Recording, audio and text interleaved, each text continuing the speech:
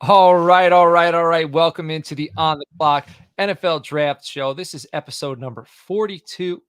We are live. We haven't been going live all season. We figured now that things are getting spicy in the title tribe, the chat is kicking on Gilded. I wanted to open it up to a live episode because we got a lot of college football bowl games going on. There's a lot of junk talk going on in the Gilded chat right now. So I want to give everybody an opportunity to express themselves in the comments. So we're hoping to see you there. I am joined once again, my co-host, Mr. Ephraim, at Mr. Irrelevant on the Twitter. Ephraim, what's cooking? I'm doing great. This is like the bridge. We're finishing the NFL season, college football season's riding down. We're entering into the draft season. So it's a lot of fun. The bowl games may not be what they used to be, with players starting to opt out more and the college football playoffs kind of taking the spotlight. But there's a lot of good players here. There's a lot of fringe day 2 players, fringe day 1 players. So we're starting to see a lot of news, both in players opting out and coming back, and both players kind of deciding to play in the bowl game. So it's a lot of fun stuff coming up. Yeah, and there's a lot of players who are deciding to transfer. Players who were all right. So over the next few weeks, we're going to be busy breaking down players. That's what we do. So on the clock, if you're unfamiliar with this show, this is Toilets and Titles. We started based on fantasy football, redraft, dynasty, but I love the NFL draft. The offseason to me is almost more enjoyable than the regular season. I love the analyzing of the prospects and trying to dig for gold and find some prospects before they break out. And this is kind of On the Clock, is where we kind of bridge the gap between fantasy and NFL. The NFL draft is huge for not just the NFL fan, but also the fantasy football fan. So over the next few months, we're going to be diving in.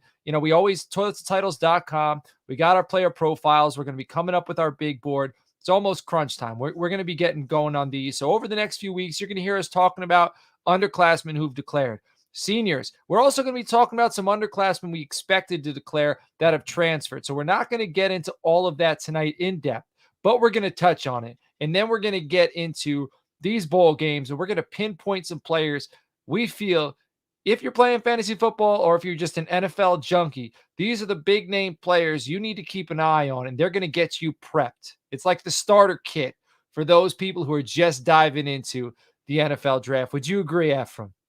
Yeah, no, for sure. This is when we start to heat up on the show, and everything starts to come to fruition. We got the Senior Bowl, the prospect games, East West Shrine, and just no one really knows what's going on with who's staying and who's going right now. And the transfer portal is just blowing everything up. So, yeah, I agree completely. So we got some big names that are underclassmen that have declared. I'm just going to touch on these briefly. All right, we got Keon Coleman, we got Jared Verse, we got Trey Benson. I see on there. We got Johnny Wilson. So those are a lot of Florida State players. Do you feel that these players would have played? They would have played if they made it to the college football playoff. You think? So you think they're trying to spurn the NCAA? So do you think this is just because they want to prevent injury? Or do you think they feel slighted and they want to get back at the NCAA by not playing in this bowl game? Oh, I mean, 100%. Right. They're saying, look, we played 13 games, and the college football playoff committee said that those 13 games don't matter, right? You go 13-0 and you still don't make the playoffs. So, we go 14-0, really doesn't make a difference, because once we say the schedule and the roster and the record doesn't matter, then there's no reason to play an extra game. I mean, I haven't heard of any big time FSU player who hasn't opted out. And, Right. Obviously we get a lot of opt-outs from a lot of these big time, first round prospects, but for really everyone, from quarterback, receiver, running back, edge, corners, right? Like literally everyone on that team is opting out. It must be a decision. I honestly wouldn't be surprised if they held like a players only, and we're just like, hey, we're not playing in this game. Shut it down. Yeah. Because I was looking forward to. So, again, we're going to get into the bowl games. So I still want to touch on some more players that did declare. But I was looking forward to Florida State competing with Georgia to try to show the world we belong. But as far as these players go, it doesn't make sense. They believe in themselves. If they feel like, hey, we were kind of slighted, we're looking forward to the future, I completely get them opting out. But selfishly speaking, I wanted to see Florida State go toe-to-toe with Georgia with you. So as we get into these bowl games and we list off some of these players from some of these rosters, this Florida State roster is loaded with players that are going to go in the first round. For sure. They're like, I mean, obviously they're right up there with the top 4 college football playoff teams. And it's just, I think it's them, the top 4 teams in Georgia, just have these all-star teams. And it sucks that we're not going to see Georgia and FSU play because that's just handfuls of first rounders, second rounders, third rounders who are just not going to be playing.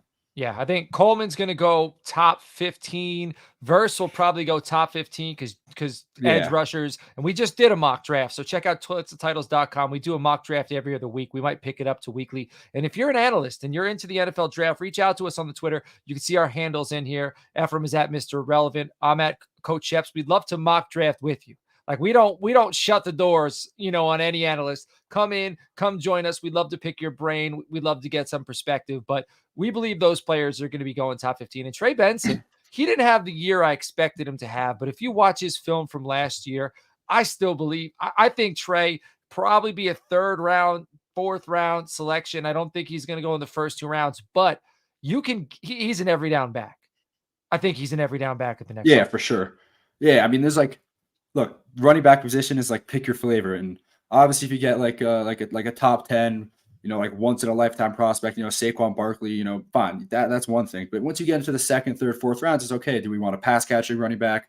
Do we want like a 3-down running back? Do we want a bulldozer? And then Trey Benson fits a lot of needs for a lot of teams, and I still wouldn't be surprised if he's RB1. I mean, it's a stretch, and we still got running back position depends so much on the combine. If he blows up the combine, he could jump everyone. So you never really know. Yeah, I like Braylon Allen. The pedigree of a Wisconsin running back.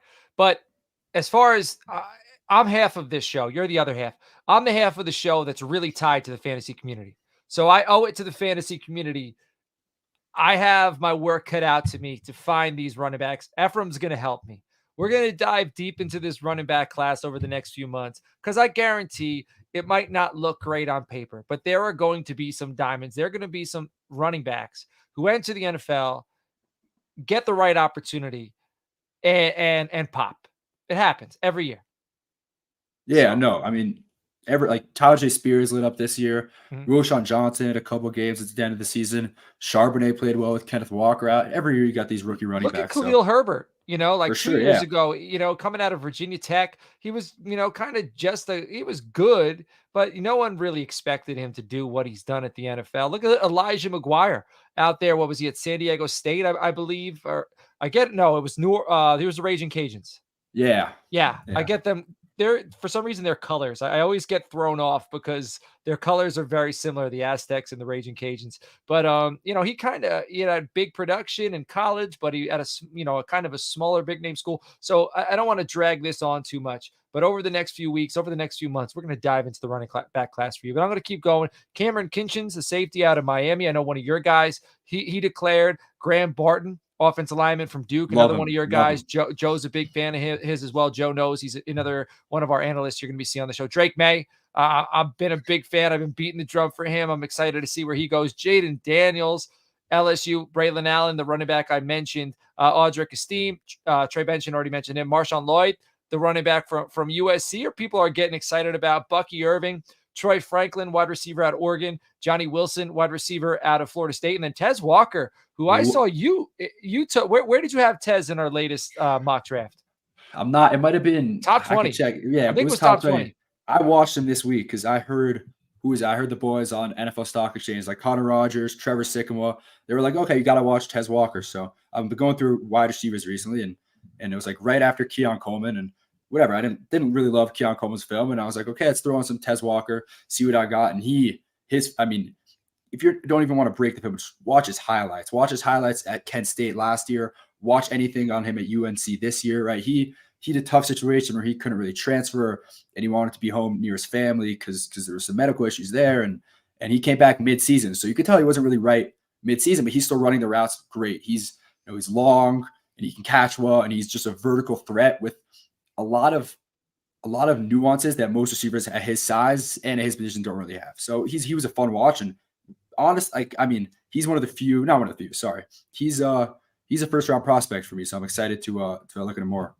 Man, I forget who I saw write this, but I was granted some perspective this week with Tez Walker, and this analyst, again, I apologize for not remembering who exactly it was, but they had mentioned that the confidence Tez Walker has to have to declare after kind of having a rocky season and not by his doing. Like, it wasn't necessarily his fault. It was kind of just the opportunity, the transfer circumstances, things like that. So he might not have put out the best film he could have put out. He could have went back to school and increased his draft stock, but he's so confident in his ability to show what he's put on tape and what he believes he's going to show at the combine, in the interviews. So that says something. Yeah, there's a lot of big name receivers who are I wouldn't say in need, but the combine's going to be a big make or break, right? This last year was a lot of the shorter receivers who everyone knew were twitchy, and then this year you have a lot of the contested catch guys, the bigger receivers, the prototypical X build receivers. And when you have those guys, there's always the little scare that okay, can they really separate like everyone else? Do they have the juice to really get open past 10, 15 yards? So Tez Walker and a bunch of other names, like Keon Coleman, Johnny Wilson, are going to need a big combine just to really show that they're not like a J.J. Arcega-Whiteside or N'Keal Harry or even Right. at this point what people think Quentin Johnson is. I was listening to Dane Brugler the other day, and he kind of they were comparing Johnny Wilson to a lesser talented Devin Funchess. And I was like, oh no, I could see it. So big wide receivers who can't separate, man, they fall. Yeah. They So fall. that's my issue with Keon Coleman because I really watched him and I was like super excited because when you just watch him on TV, right, like against LSU, he was just like playing amazing. And he had that game-winning touchdown where he mossed a dude. I think it was Clemson, maybe. So like I was really excited to watch him, and then he just doesn't really separate consistently. And you're like, oh, like there's so many receivers recently who just have not been able to separate, and Yeah. then they just fall off. So again, combine's going to be really big for him. Yeah, I feel like he's ascending still. I think he's gotten better, transferring to Michigan State. And I'm excited to see him. I like him in those one-on-one situations. Like, even if he can't separate, if you put him on like the Jets, where we've seen him in some of our mocks, and you got a guy like Garrett Wilson who's drawing the double team, and then you got Keon Coleman in a one-on-one situation. I like the chances he's got, not only beating you to the football, but then after the catch, getting past you one way or Yeah, another. yeah, for sure. I mean, if he falls into the right team, he'll be a monster. Yeah. It's just like, That's a lot of it yeah, though. Fall into the yeah, right team with yeah, a lot of, like, it's tough. It's tough to yeah. some guys just don't pan out because it's not the right place, the right time. Yeah, I think it was like Cam Newton on a pod was talking about that, how like over 50% of being a good player is getting drafted to the right team because your player has been trained to play one way in one scheme throughout, 18, 20 years of your life. And then you go to a team who says, hey, you're Jalen Hyatt and you could run like a 4-3 and you're a burner, but we're going to put you on like out routes and we're not Right. going to really throw you the ball deep. And then it's like, okay, how does this player really play to his best? Right. Yeah. Yeah. I want to give a shout out. I see Anthony in the chat. I see Pete's in the chat. I see Oscar's in the chat. Appreciate you guys checking this thing out. Some of the last few names that, so I mentioned Joe Alt, Jackson Powers Johnson, Edge, Chop Robinson, Latu, UCLA, big name. Jerzon Newton, who's been a guy who's been consistently going in the top 20 in our mock drafts. Jeremiah Trotter Jr., who before the season, there was a lot of early round buzz for him. And now it's like mid rounds, like fourth, fifth, like that's what I'm hearing. And then Nate Wiggins, Clemson, corner, could Baller. be in the CB1 conversation, right? Yeah, I know there's some people who don't really want to put him ahead of Kool-Aid yet. I haven't Right. watched Kool-Aid. Right. But I watched Nate Wiggins like I think 2 weeks ago, and he's fun. He's sticky, and anytime he could He's got talk about a length too. corner, yeah, he's length. And anytime he could talk about a corner and just say that he's sticky, it's like okay, this is a guy worth watching. Yeah, he reminds me a little bit of Sauce because he's got that like big play at the big moment, kind of what Sauce was doing when he was at Cincinnati. I see a little bit of that in Nate. Yeah, I mean, I don't know if he has quite the length of Sauce does. Like Sauce's arms are just Well, ridiculous. I'm not saying build. I'm not saying necessarily physical Yeah, makeup. Just what he's put on film and his ability to not shy away from the moment. Like, yeah, you for know what I sure, mean? for Like sure. when they target him at a big time moment, he makes a play. Yeah, I And think that I impresses you. mean, yeah, he went up against Keon Coleman, I'm pretty sure, and I think like locked him down for a good half of the game. He's awesome, and he plays with that CB1 mentality where he's just ready every snap, and he's going to dominate you the second the ball snapped. So it's yeah, he right now he's my corner one, but I've yet to watch Kool-Aid and I've yet to watch Terry Arnold, who's rising right now. Right, right. All right. So we'll be interested when we put that big board together to see where you got him. I did want to mention one underclassman who's transferred. That's Riley Leonard from Duke to Notre Dame. So that's a big name. He's going to be in the spotlight. I am interested to watch his progression from where analysts project him at the start of the year to the middle of the year into the end of the year. Because this is a guy who can move, he can throw. He's playing a Duke, though. Now expectations at Notre Dame are going to be through the roof. Yeah, it's tough. He transfers there, and Joe Alt's leaving. It's like you lose your best Yeah. friend once you get to the team. But I mean, people are What does Notre Dame do though? They develop offensive linemen. Joe Alt's going to leave, and somebody's going to, it's a revolving door at the offensive like tomorrow, we're going to hear like 5-star prospect, yeah, left tackle, right tackle, center. Yeah. Yep. Often, Zach Martin's third cousin, because I remember after Zach Martin moved on, they had Nick Martin playing at center. So, all right, everybody, if you're watching at home, we greatly appreciate it. Hit the subscribe button, hit the like, throw us a comment. We're about 10 subscribers on YouTube from 2,000. Be a lot of fun if we hit that number during this NFL season. If you want to talk NFL draft with me and Ephraim and Joe, who's in the comments, shout out to Joe. Appreciate seeing you, man. Reach out to me at Coach Sheps or email us toiletstotitles@gmail.com. Say, hey, I want to get in the Title Tribe community chat. I'll send you the link. You'll get in the Title Tribe community chat and you'll have access to us 24/7. We can talk draft whenever you want. We can talk NFL. We can talk college football. Also, we're running a playoff fantasy football league right now. It's $30. All right. You enter. We're going to have, I think, about 100 teams. 25 of that's going to go to the pot. So the winner's going to win about $2,500. You can only start a player once throughout the playoffs. So there's no draft. All right. Everybody is competing against each other. It's no one-on-one. You total up your score, and the person at the end of the Super Bowl with the highest points total wins it all. So you could start any player you want in the lineup settings, but once you've started him, he's out. You can't use him anymore. So you got to be kind of smart about who you're starting, when you're starting them, because by the time the Super Bowl comes, you want to make sure you have a starting lineup. So that's a lot of fun. Get in the community chat, and we will add you to that thing. So bowl games. Today we got 2 going on. All right. I haven't had an opportunity to watch those, but the Duke's Mayo Bowl, I only listed these aren't the major bowl games, but I listed the Duke's Mayo Bowl and the Holiday Bowl because there's a few big names, and 2 of the biggest names are these quarterbacks, and they're kind of going to be battling. And Jaden Daniels, I think, is going to throw his hat in that ring for the QB1 this coming NFL draft cycle. So in the Duke's Mayo Bowl for UNC, we got Drake May. All right. We also got Cedric Gray, who's a linebacker in a very limited linebacker class.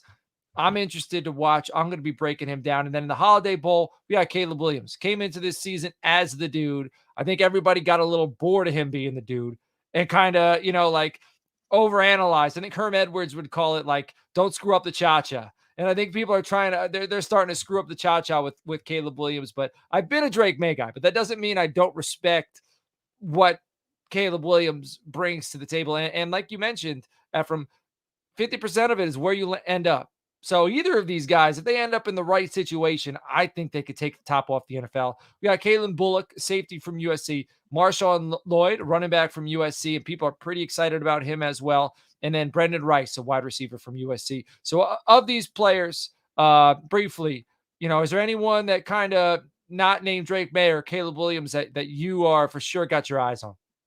Probably Cedric May. You touched on him, and it is really weak linebacker class. Like, I struggle to even look at any of these dudes and say which one of them are going to be a first or second round player because you never know. But a team has to draft, right? Like a team with a linebacker need is going to have to take someone on day 2. And Cedric Gray is a fan. I mean, he's a favorite of mine. I scouted him last year. I think he's going in. He's fast. He can come downhill. He's good coverage instincts. He's not for everyone. And I mean, I think he might have opted out of this game. I'm not 100% sure, but he's just a name to know. If you're a fan whose team needs a linebacker and you're like, okay, I was into Jeremiah Trotter Jr. at a point. He didn't have a great season. I was into Barrett Carter, who was a lot of people linebacker one, and well, he's coming back to school. And I think Smail Munden is going back. Like a lot of linebackers are just returning, which is weird because it's Carter's returning to Clemson. I'm like 90% sure he's returning. Yeah, I mean, I could double check, but it's like who's the guy now? Why would your agent in such a weak linebacker class? Why would your agent send you back to school or recommend it unless they think that you're going to be so much better next year than you were this year? Like that's the only thing I could think of because this linebacker class, linebacker 1 is wide open. Literally, I have no idea, and it's like such a struggle. And I mean, look, for Barrett Carter, maybe his agent was like, you're a freak athlete and, the skills aren't all there yet, the instincts aren't all there yet, and he's still building. And he does have a chance that if he goes back and improves to really be a first round prospect or even to be, Yeah. a top 15 guy. But I'm not really sure who the I mean, linebackers are look at next look at year. the But yeah, way Jeremiah Owusu-Koramoah rose. Like linebackers like Barrett Carter. Whatever. I'm not an agent. But like I feel like that's the type of guy who would be in probably the top 50 conversation until the combine. And then people are going to start getting excited. And he remember Divine Diablo, his name is just gonna he'd be, I think he'd be like anywhere between 30 and 40. yeah, I for think by sure. the time the combine rolls around. But that Yeah. that's very interesting. But Joe threw in a super chat, so we appreciate you, Joe. Man, do you think this class is overwhelmingly offense heavy? Yes, I do. I think the corners are good. I think there's the top of the safety class is very good. I like Tyler Newbit a lot. I like Kinchins, but the linebackers weak. You know, so edge is strong.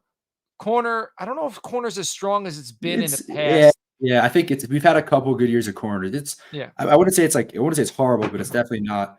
It's definitely not like an elite class at all. Yeah, yeah, because I mean, last year we had guys like Deontay Banks, like outside of the massive names who were still first round studs. Right now, it's like massive names and then a drop off, a little bit of a cliff. But that could change. My perspective could change as I get an opportunity to dive deeper into these players. But that's how I feel right now. But the offense, there's like 5 offensive tackles who probably will go in the first round, and then you got like 2 centers who are probably top 40 picks, a few interior offensive linemen. The quarterback class, I think, is one of the better ones we've had probably over the last 4 or 5 years. Running backs weak, but wide receiver, you got Garrett Wilson and Malik Neighbors. That reminds me like when you had Justin Jefferson and CeeDee Lamb come, like you got 2 very talented wide receivers. I think it is pretty dominantly offense. Yeah, I'm saying like I think there's probably like 10. I think I'm gonna have 10 offensive tackles around my top 50, which is just ridiculous. Like you got obviously Joe Alt and like the big boys up in front, but then you got like, like Kingsley and Jordan Morgan and Patrick Paul and Tyler Guyton, and usually don't get teams right in like if you want an offensive tackle, take him in the top 20 because after that there's no one. And then this year, you can kind of take a tackle in the mid second round, and you said receiver. Obviously we have quarterbacks, and I mean it's right like more fun for like I guess like a casual draft fan when it's offensive heavy, but I mean I don't really. It might be a record number of offensive players selected in the first round. And then you got guys like Quinn Ewers and Bo Nix who are not going to go top 20 likely, that could be franchise quarterbacks. Like if they fall in the right situation, like, you know what I mean? Like I would not be surprised if either of those 2 guys becomes a legitimate NFL starter. And those are guys you can be able to get and sit like you're going to be able to draft Quinn Ewers 22, 23, have him sit behind a guy for year or 2 and then hand over the reins, kind of like Jordan Love. And I think he's better than Jordan Love when the Packers drafted him. Yeah, look at Aiden O'Connell this year. It's right like NFL's, especially with all these quarterbacks going down, you need a backup quarterback you can develop, and you need a guy who could say, all right, there's a chance he doesn't turn out. Bo Nix may not have the highest ceiling, and like Quinn Ewers may not have the highest floor, but they're both very talented quarterbacks who proved themselves in many different ways in the college level. And if you have that guy on the team, you're much more confident with your roster going into the season. So Pete's asking, how many quarterbacks do you see going in the first?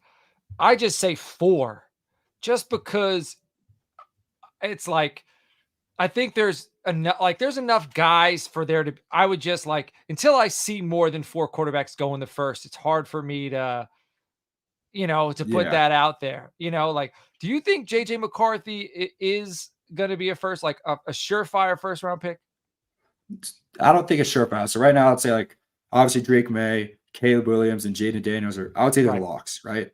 And then you have honestly like JJ McCarthy and Michael Penix Jr. Like they're in the playoffs right now, right? If they blow Right. up the playoffs, Yeah. and you Yeah. see like that's it, right? Like that could be 5 right there, or that could be you could just end up at 3. And Bo Nix would be a surprise. Quinn Right. Ewers would be a surprise. Shooter Sanders is going back to school, and I mean, look, like I said, it comes back to the playoffs. But until then, I would say I'd bank on 4 just like the big 3, and then you kind of never know. Like a team's gonna jump up to like pick 31 and select a quarterback just to be safe.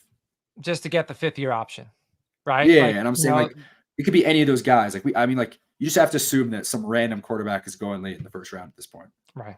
So somebody's going to get some buzz. Somebody's going to get excited, and the NFL could be completely split on the next 3 or 4, but all it takes is one team to believe, or Exactly. really it takes 2 teams to believe. Because once the one team hears that the other team's interested, they know they got to jump up and go get them. So, all right, let's move on to the Peach Bowl. We got Penn State, number 10th overall, playing Ole Miss, and that's on 12:30, December 30th, and it's all Penn State, right? We got Olu Fashanu, the best offensive tackle in this class. We got Chop Robinson, one of the best edge rushers in this class, and then Kalen King, the cornerback out of Penn State, another major name. Probably he's a top 40 pick, right, coming out of Penn State. So, what are your thoughts on the players at Penn State that are going to be playing in this ball game? Yeah, I mean, first of all, was pretty surprised that Olafushan was playing. Like you would expect, a top 5 projected pick, but then you realize that he was a top 5, 7 projected pick last year, and he came back to play at Penn State. So, I mean, that dude is the heart. Like that dude wants to play football, loves his team. You could just tell by the way he's opting in every way he can. So he's obviously fun to watch. I mean, Kingsley was not Kingsley. Oh, sorry, Princely Umud-Malin transferred to Ole Miss, but I doubt he played because that would be a fun matchup. Him and Olafushan. But Chop Robinson, I'm very excited to watch. Like I've seen people have him as far as like edge 7 or 8, and I've seen people have him at like edge 2, right? Maybe even edge 1, right? Because he's again one of these twitchy edge rushers who, like may not be the most refined, but you bank on that guy with the flashes and the instincts to really be a top tier edge rusher in the NFL. And then Kalen King is always going to be unfortunately linked to that game versus Marvin Harrison. I feel like I bring this up every pod by now. Yeah. Yeah. It's tough, but yeah, he's good. He's good though. When you're a defensive back, man, you got to have a short memory because everybody sees it. You can bring something like that up because you have the perfect view of watching a matchup like that. And Marvin Harrison Jr. has been a top 3 pick since before this season started. So, you're gonna have some tough matchups when you're going up against him. All right, next one, Orange Bowl. So Orange Bowl, also December 30th. Number 5 FSU versus number 6 Georgia. This one could have been a lot more interesting with the star power here. So Brock Bowers, probably the best name in this game. He's playing. So I've been like trying to figure out. Look, he's currently a little banged up now, but then all the reports say he's trying to play. So, I mean, look, if he wants to play, he wants to play. He's another guy who's been playing basically every game he could the past like 3 years now, right? Right. Again, I wouldn't be surprised if like his agent's like shutting him down, but everything right now is saying he's going to play. Because he's a tight end, I could see, 2 things. So he's super talented, probably one of the best all-around football players in this class. But because of the position he plays, I could see him. I wouldn't be shocked if he goes 5th overall. I wouldn't be shocked if he goes 20th overall. Just because he's a tight end. Yeah, for sure. And then Kyle Pitts going 4, and obviously people are going to blame it more on Arthur Smith, but Kyle Pitts not being like the generational tight end prospect he was built to be, I think it's going to hurt him a little bit. All right. So we mentioned Keon Coleman. He opted out. We talked about Jared Verse. Now, Cedric Van Pran, center from Georgia, I believe he started 3 years for Georgia. So he's a center, tons of experience, tons of big game experience. That's a player, as a Cowboys fan, I am very interested in Cedric Van Pran. I am very confident he could step in and be the focal point like of your offensive line, that glue. He seems like a glue guy to build an offensive line around.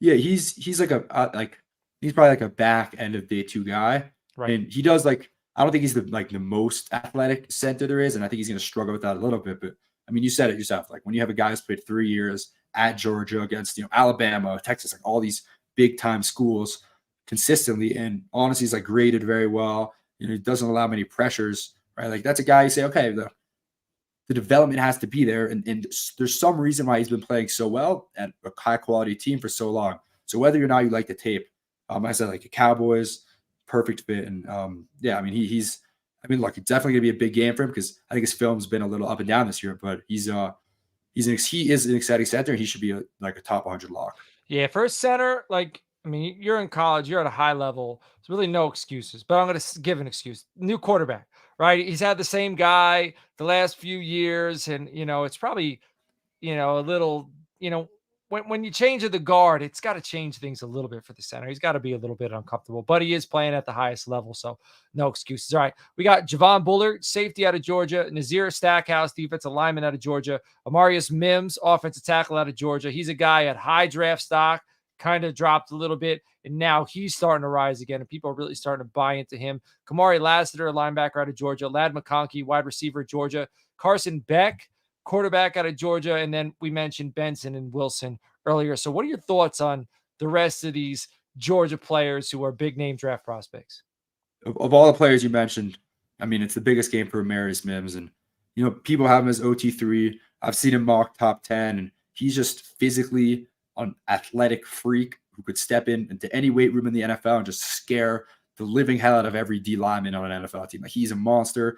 And his film isn't that bad. He just has been banged up a lot and hasn't played. So, I mean, if he comes out here and puts on a show against, I mean, I don't know it's unfortunate that he's not going to go against Jared Verse, right? Yeah, I would have loved to see that. That would have been awesome. But yeah, like if he plays well and has a good combine, he can go in the top 10. He can go even top 7, top 8. So it's a big game for him. And then Kamari Lassiter as well. It's tough because he would have been guarding Johnny Wilson or Keon Coleman, but I don't know who he's going to be guarding now. But he's, again, another guy who could potentially be a late first round prospect. So whenever you have a guy fringe first round, fringe top 50, the bowl game is going to be biggest for them. Yeah. All right. So now let's move on to the Rose Bowl. So now these are the ones that really matter. All right. January 1st, number 1 Michigan versus number 4 Alabama. And I see Oscar had a question in there. How many quarterbacks do you think are going to sit out of the bowl games? None of them out of these. I think, the final 4, they're playing for the national championship. All right. So we got a bunch of studs in this game. I'm happy I'm happy the SEC is represented in the college football playoffs. I know people are bitter. When teams like Washington and Texas are there and Michigan, like, I feel like the SEC belongs with those teams now. Maybe Florida State belongs more than somebody. It ain't a team from a conference that's won the national championships as often as the SEC has. All right. Dallas Turner, edge out of Alabama. J.J. McCarthy, the quarterback from Michigan. Kool-Aid McKinstry, who we mentioned earlier, one of the top corners in this class. Terrion Arnold, another corner who's rising. Chris Broswell. So Alabama studs at the edge position just continue to develop studs. And these guys didn't get to play all that much over the last few years with guys like Will Anderson ahead of them. So this year was huge for them. And these bowl games are big for them because they can really plant their flag, put their stamp on this Alabama defense and prove to the world they're just as good as some of these players who came before them. Blake Corum, running back out of Michigan, and Donovan Edwards. I was a huge Donovan Edwards fan going into the season, but Blake Corum outshined them 10-1 throughout the whole season. He's got some size concerns, but just look at the production. I thought J.J. McCarthy, he's a big name. A lot of people really like him. From what I watched, I thought going into the Ohio State game, I was like, this is the game that could guarantee J.J. McCarthy goes in the first round. What, he throw the ball for like 65 yards? Like, that's, to me, that doesn't cut it. If the offense doesn't run through, if you win, you're the quarterback and the offense doesn't run through you, to me, you're a bus driver, right? Like, you're not the reason your team's winning. What are your thoughts on that production from that game? Look, like, if you're Jim Harbaugh, you're winning how you want to win, right? Like, if you win As on a the coach. ground. Yeah. I mean, like, I have a feeling J.J. McCarthy is going to come out and want to prove himself. And whether that's going to go, like, be good for the team, we don't know. But Jim Harbaugh is, like, notoriously, like, you're going to be doing what you're going to do and for the betterment of the team. So, maybe J.J. McCarthy's like, I'll play, I want to win a championship, and then I'll show up in the combine and I'll, throw some balls 50, 60 yards and impress some scouts there. I mean, it's going to be hard. He's going against Terrion Arnold. He's going against Kool-Aid McKinstry. Like, this is not a bigger seed than this. And like, he probably knows that his draft stock, not only just the team winning, but his draft stock really resides in this game. And if they win the next game. So he's, like you said, he could be, just a guy on the bus, or he could be the bus driver this game.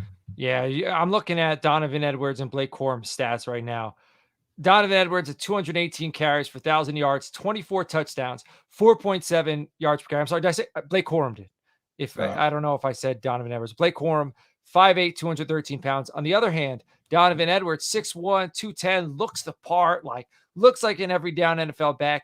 109 carries, 382 yards, 3 touchdowns, and only 3.5 yards per carry. So Blake Corum, outshined this man this season, and I think he's the running back who's going to be the first one to go off the board for Yeah, that I mean, from yeah. Michigan. Yeah, for sure. Donovan Edwards, though, as you said, like, as a fantasy lover, I think he's still gonna be like rise a little bit because he can catch passes pretty well also. But Blake Corum really just took the reins this season. He was like, Donovan Edwards is getting all this love. I love my teammate, but I gotta show up big time and really impress the scouts and show up for my team. But I'm really excited. Again, Alabama has a great D line, right? Like Dallas Turner, Chris Braswell. So you gotta play great to get by them. And, Edwards, the way you kind of mentioned it, could kind of be like a similar to a Roshan Johnson. Like a lot of people in the fantasy community loved, fell in love with Roshan Johnson. This is what he could do. He's got limited tread on the tires. He's going to come in fresh. Based upon what you were saying, I could see Donovan Edwards kind of having the same appeal. And again, from what I watched from him from the last season, I liked his film. Like I just Blake Corum was the guy for them. Roman Wilson had big shoes to fill. Ronnie Bell gone, stepped in at wide receiver. We got Chris Jenkins, defensive lineman from Michigan, J.C. Latham, offensive tackle from Alabama, and Jermaine Burton from Alabama. So you have any of these prospects you'd like to discuss? I mean, if you're Roman Wilson and you're going against Kool-Aid McKinstry, it's like this is your time to shine, right? Like there's no better corner to go against as a wide receiver in college. And he's been good and he's like a fringe top 100 guy. There's a lot of good receivers in this class. So you're saying I want to separate myself from everyone else. Everyone's going to be watching this game. Everyone's expecting, Kool-Aid. Everyone knows who he is, right?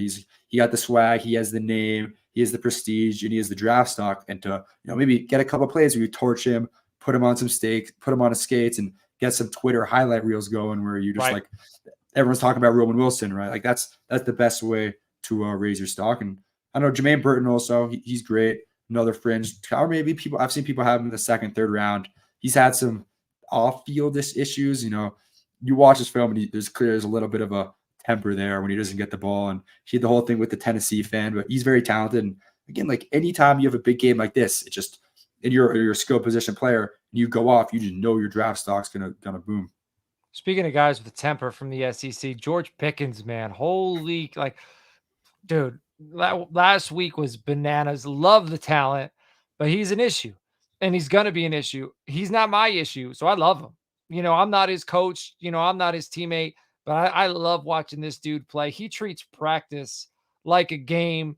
Give me players like that. I want to watch players like that. So maybe there's some similar kind of aspects to Burton and Pickens there. But finally, Sugar Bowl, also January 1st, number 2 Washington versus number 3 Texas. I don't think it's as star-studded, but still loaded. Like, so it's loaded with stars, but I don't know if these stars are as many stars as the Bama matchup with Michigan. But we got Rome Odunze, top 20 wide receiver, Troy Fatanu, top 25, top 30 prospect, offensive guard from Washington. Jalen Polk, wide receiver from Washington. Donnie Mitchell, wide receiver from Texas, who's starting to rise above Xavier Worthy, wide receiver from Texas. We got Quinn Ewers, who we talked about earlier. Braylon Trice, the edge from Washington. I know that's your guy. Devondre Sweat, defensive lineman from Texas. Byron Murphy, defensive lineman from Texas. Jonathan Brooks, who I'm hearing may return to Texas. He tore his ACL, so I wouldn't be surprised. He ain't playing, so you can't see him in this bowl game, but it is a name to know because if he declares,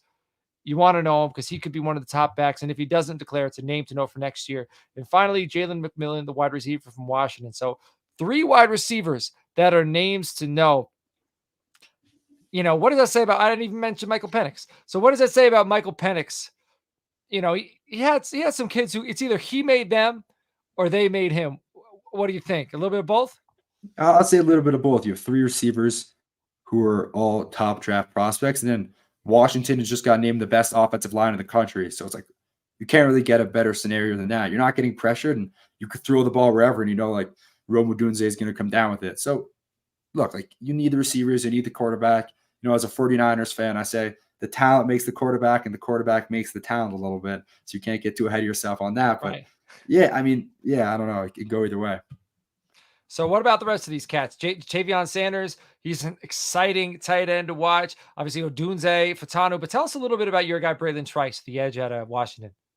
Yeah, so he's been, I think he was the Pac-12 Defensive Player of the Year last year, and he's been balling out this year with pressures and everything. And this game's really big for him because the big knock on Braylon Trice is he's going against these Pac-12 offensive lines. And I'm sorry to, I guess, the Pac-2 at this point, but the offensive line play isn't that great, right? There's not the guys, there's not the big bodies you see in the SEC, right? So to go against, like go against Texas and to go against an offensive line like that and to try to take down Quinn Ewers every snap is going to be big, and he could really make a name for himself there and say, okay, like, if you play well in this game, it kind of validates all the games you played previously at Washington.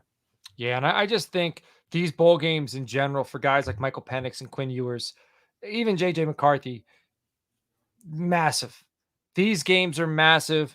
If they put good production, good film out there over these next two games, create some buzz, like create some press.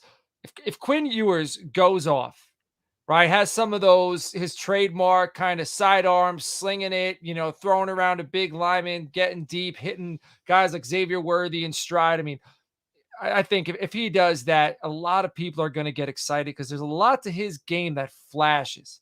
He's not just your basic, average, traditional quarterback. He does things a little unorthodox, and that's kind of in right now. So I could see a lot of buzz generated if he goes on a run here.